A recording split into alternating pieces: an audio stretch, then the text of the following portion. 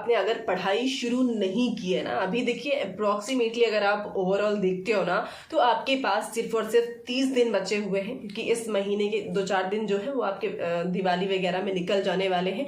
मुश्किल से 30 दिन आपके पास बचेंगे, ठीक है। और दिसंबर के उधर 14 डेज, तो मुझे लगता है आपको सिर्फ और सिर्फ रिवीजन पे फोकस्ड होना चाहिए। तो भाई इस 30 दिनों में आप अपनी प्रिपरेशन बेहतर से बेहतर कैसे कर सकते हो ना, देखिए यहाँ पे हमें मास्टरी नहीं करनी है सीटेट के एग्जाम में, हमें कुछ ऐसे पढ़ाई करनी है कि हमारा एग्जाम क्वालिफाई हो जाए, ताकि हम मेन एग्जाम्स में बैठने के लिए एक तरीके से एप्लीकेबल हो जाए ना। अब जैसे कि सीटेट के बाद में आपके बहुत सारे वैकेंसीज हैं जो आने वाली हैं, जैसे कि आप बीपीएससी टीआरई 4.0 में अपीयर हो पाओगे, ठीक है। और साथ में केवीएस का एग्जाम हो या फिर DSSS हो या सुपर टेट हो, अभी थोड़ा सा टाइम है इन सभी वैकेंसीज को आने में। एंड आई होप कि इतना टाइम है कि आप सीटेट क्वालिफाई करके इजिली उसमें भी अपीयर हो पाएंगे ना। बट सबसे ज्यादा मैंडेटरी क्या हो जाता है यहाँ पे कि आप भाई सीटेट क्लियर करें ना। तो देखिए 30 डेज हैं आपके पास, इसमें आप कैसे और क्या प्रिपरेशन करें कि आप बेहतर स्कोर कर सके और क्वालिफाई कर सके ना। पहला चीज तो यही हो जाता है कि क्वालिफाई करना है। तो देखिए आपके पास प्रॉपर आपका सिलेबस आपको फॉलो करना है, पहली बात तो, ठीक है। सिलेबस आपके पास में सभी सब्जेक्ट्स का, फिर CDP का हो, EVS का हो ना, लैंग्वेज का हो। लैंग्वेज में तो सबसे इजी तो आपका लैंग्वेज ही हो जाता है। मैं बताती हूँ, लैंग्वेज से ही शुरुआत करूंगी मैं। थोड़ा सा आप अपने आप को बूस्ट अप कर सकते हैं लैंग्वेज के लिए। जैसे 30 मार्क्स के आपके 2 लैंग्वेजेस आती है ना, हिंदी और इंग्लिश मान लीजिए फॉर एग्जांपल, आप एज्यूम करके चल सकते हो, ठीक है। हिंदी और इंग्लिश आपने लिया है, 60 मार्क्स का आपका होता है लैंग्वेज, ठीक है। लैंग्वेज का पोर्शन आता क्या है, 15 नंबर का आपको पैराग्राफ देखने को मिलता है, 15 नंबर की पेडागोजी आती है। तो 15 नंबर जो पैराग्राफ के आ रहे हैं ना, वो तो आप इजिली कर सकते हो, उसमें तो कोई प्रॉब्लम नहीं है। और उसके लिए जरूरत है आपको प्रैक्टिस की, ठीक है। और प्रैक्टिस करना आज से ही PYQs में जो पैराग्राफ अभी तक आए हुए हैं उन्हीं की प्रैक्टिस करना शुरू करिए, क्योंकि वहां से कुछ ग्रामेटिकल क्वेश्चंस भी आते हैं, वो भी आपके क्लियर होते चले जाएंगे। उसको अलग से नहीं पढ़ना पड़ेगा आपको, वो जो ग्रामर आ रही है ना, वैसा नहीं कि ग्रामर के लिए अलग से बुक लेके आपको पढ़ना बैठ जाना है, बिल्कुल नहीं। वो जो पैराग्राफ करते वक्त जो क्वेश्चन आ रहे हैं उन्हीं में आप अपने उस ग्रामर के पोर्शन को क्लियर कर लीजिए, ताकि आपका वो 1 नंबर कटे ना, माइनस में ना जाए, ठीक है। अब बात आती है हिंदी और इंग्लिश। इस तरीके से आप अगर संस्कृत ले रहे हैं तो संस्कृत, ठीक है, इनकी प्रैक्टिस आप आज से ही स्टार्ट कर दीजिए, पहली चीज। और दूसरा आपको क्या करना है, सबसे पहले आपको अपने CDP के सिलेबस को कवर अप करना है, ठीक है। CDP जो कि मोस्ट इंपॉर्टेंट है, रीजन क्या है, यही तरीके से आपका जो CDP का पोर्शन है ना, जितने भी पेडागोजिकल क्वेश्चन आते हैं, फिर वो EVS का हो, मैथमेटिक्स का हो या फिर लैंग्वेज सेक्शन में हो, जो भी आपका ये लाइक पेडागोजिकल क्वेश्चन आ रहे हैं आपके ना, जहाँ पे लाइक आपकी अंडरस्टैंडिंग को जांचा जाता है ना, जहाँ पे आपको आपकी समझ देखना होता है कि एज अ टीचर अगर आप इस सिचुएशन में होते हो तो आप क्या करोगे, ठीक है। और ये अंडरस्टैंडिंग बनाने के लिए आपकी CDP बेहतर होनी चाहिए, और CDP पहले आप कवर अप करिए। फिर अगर आप वो कवर अप कर ले रहे हो ना, तो आपकी अदर चीजें जो 15 नंबर की पेडागोजी आ रही, ओवरऑल पेडागोजी का जो वेटेज है 75 मार्क्स का होता है ना, 5 सब्जेक्ट है, सभी में 15-15 होता है।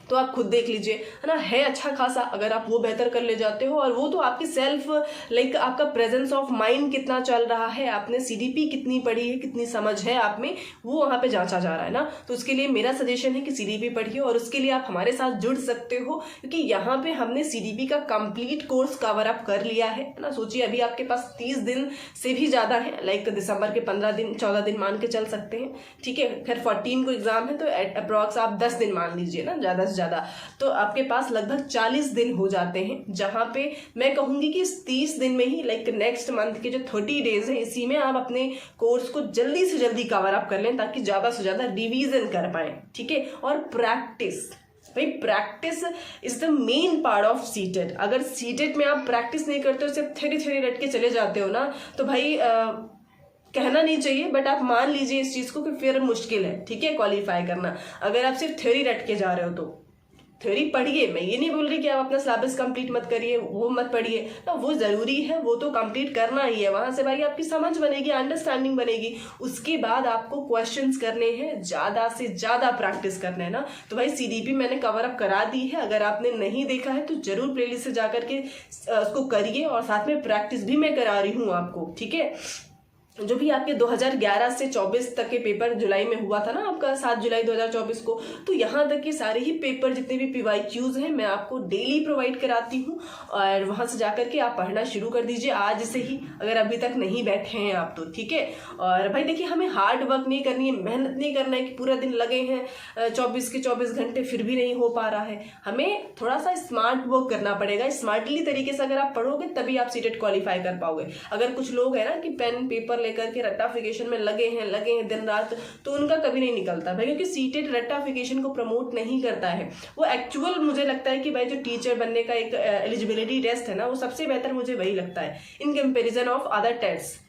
फिर वो यूपी टेट हो, रीट हो, क्योंकि वहाँ पे रट्टाफिकेशन को थोड़ा कहीं ना कहीं प्रमोट किया जाता है। मतलब आप फैक्चुअल क्वेश्चन से रट के जाइए, जबकि सीटेट क्या करता है, सीटेट फैक्चुअल लाइक यहाँ पे आपके कॉन्सेप्ट को वो पूछने की कोशिश करता है ना कि आपकी समझ क्या है। एज अ टीचर आप इस सिचुएशन में कैसे रिएक्ट करोगे ना। मान लीजिए क्लासरूम है, क्लासरूम में बच्चा जिसको विजुअली दिक्कत है, तो आप उसके साथ कैसे ट्रीट करोगे। अगर क्लास में कोई एक ऐसा बच्चा आ रहा है जो थोड़ा सा पिछड़े बैकग्राउंड से बिलोंग करता है, तो आप उसके साथ कैसा बिहेव करोगे। कोई बच्चा जो कि क्लास में वीक है, तो आप उसके साथ कैसा बिहेव करोगे ना। तो यहाँ पे आपको ये चीजें सीखनी है, और ये तभी आप सीख पाओगे जब प्रैक्टिस करोगे, जब आपके सामने क्वेश्चंस आएंगे, ठीक है। और क्योंकि ये कोई डेवलप नहीं कर सकता आप में, ना कोई टीचर पढ़ा सकता है, ये आप खुद प्रैक्टिस के थ्रू अपने अंदर ला सकते हैं, ठीक है। तो इस तरीके से प्रैक्टिस करना शुरू करिए। CDP पहले कवर अप करिए, उसके बाद EVS का सेक्शन, जैसे कि मैंने काफी कुछ आपको दिया हुआ है, पढ़ाया हुआ है भाई। क्लास 3rd to 5th पढ़िए, और साथ में कुछ अभी थोड़ा सा लेवल अप भी हुआ है EVS के सेक्शन में। अदर क्वेश्चंस भी आपके बनते हैं, और वो चीजें भी मैं आपको कवर अप करा ही रही हूँ, है ना। जल्दी से जल्दी चीजें हो जाएंगी, और इस तरीके से आप प्रिपरेशन कर सकते हो ना। अब देखिए, प्रैक्टिस के लिए आपको कहीं और जाने की जरूरत नहीं है, CDP तो आपको यहीं से मिल जाता है। और इसके अलावा अदर सब्जेक्ट्स के लिए अगर आप प्रैक्टिस करना चाहते हो तो सीटेट की वेबसाइट पर ही आप जाइए, आपको सारे पेपर्स जितने ईयर के अभी तक हैं सारे वहीं पे मिल जाएंगे एक साथ में, तो वहां से आप प्रैक्टिस कर सकते हो, है ना। और भी बहुत सारे ऑप्शन हैं, आप टेक्स्ट बुक का पास प्रो सब्सक्रिप्शन ले सकते हो, ठीक है। इस तरीके से आपके पास काफी ज्यादा एक्सपोजर है, अगर आप करना चाहते हैं तो, है ना। अगर आप करना चाहते हो तो रास्ते बहुत सारे हैं, नहीं करना चाहते तो भाई कोई बात ही नहीं होती है फिर तो, है ना। तो ये सारी चीजें हैं, इस तरह से आप प्रिपरेशन करना शुरू कर देते हैं अगर आज से, तो आप क्वालिफाई कर पाओगे, अच्छे मार्क्स से भी कर पाओगे, और क्वालिफाई तो होगा ही ना। और फिर आगे जो भी वैकेंसीज आने वाली हैं आप उसमें अपीयर भी हो पाओगे।